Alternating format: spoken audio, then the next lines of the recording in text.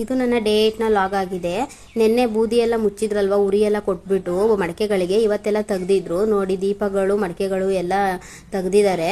ನಿಮ್ಗೆ ಏನು ಹೇಳೋಕ್ಕೆ ಹೊರಟಿದ್ದೀನಿ ಕೆಲವೊಬ್ರು ಜನಗಳಿಗೆ ಅಂತ ಅಂದರೆ, ಕೆಲವೊಬ್ರು ಮಡಕೆ ತಣಕ್ಕೆ ಅಂತಲೇ ಬರ್ತಾರೆ. ಇವು ಯಾಕೆ ಒಡೆಯ ಮಡಕೆಗೆ ಇಷ್ಟೊಂದು ದುಡ್ಡು ಅಂತ ಕೇಳ್ತಾರೆ. ಸ್ಟೀಲ್ ಪಾತ್ರೆನೇ ಬರುತ್ತೆ ಅಂತ ಅಂತಾರೆ. ಯಾವತ್ತೂ ಈ ಥರ ಮಾತಾಡೋಕೆ ಹೋಗ್ಬೇಡ್ರಿ. ಅವ್ರಿಗೆ ಬೇಕಾಗಿರೋದು ಮಣ್ಣಿ ಮಡಿಕೆನೇ ಆಗಿರುತ್ತೆ, ಆದರೂ ಸ್ಟೀಲ್ ಪಾತ್ರೆ ಬಗ್ಗೆ ಮಾತಾಡ್ತಿರ್ತಾರೆ ಕೆಲವೊಬ್ರು ಜನಗಳು. ಏನಂದರೆ, ನಾವು ಮಣ್ಣು ತರಬೇಕು ಅಂತ ಹೋಗ್ತೀವಿ, ಎಲ್ಲ ಕೆರೆ ಮಣ್ಣು ಬರಲ್ಲ ಮಡಕೆ ಮಾಡೋಕ್ಕೆ. ಒಂದು ಲೋಡ್ ಟ್ಯಾಕ್ರಿ ಮಣ್ಣಿಗೆ 2,000 ರೂಪಾಯಿ ದುಡ್ಡು ಕೇಳ್ತಾರೆ.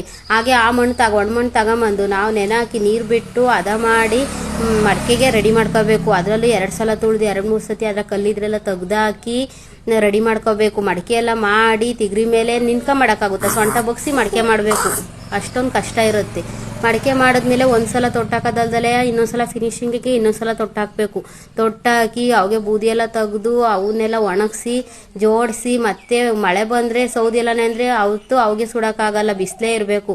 ಹಂಗಾಗಿ ಎಲ್ಲ ರೆಡಿ ಮಾಡ್ಕೊತೀವಿ. ಆಮೇಲೆ ಉರಿ ಮುಂದೆ ನಿಂತ್ಕೊಂಡು ಎಲ್ಲ ಸುಡಬೇಕು. ಮಡಕೆಗಳನ್ನೆಲ್ಲ ಸುಟ್ಟಾದ್ಮೇಲೆ ತೆಗಿಬೇಕು. ಅವು ಇನ್ನು ಬಿಸಿನೇ ಇರ್ತವೆ ಮಡಕೆಗಳು. 2-3 ದಿನ ಬಿಡಬೇಕು ಅದರೊಳಗೆ ತಣ್ಣಗಾಗಬೇಕು ಅಂದರೆ. ಅರ್ಜೆಂಟಿಗೆ ಬೇಕು ಅಂದರೆ ಬಿಸಿನೇ ತೆಗಿಬೇಕು.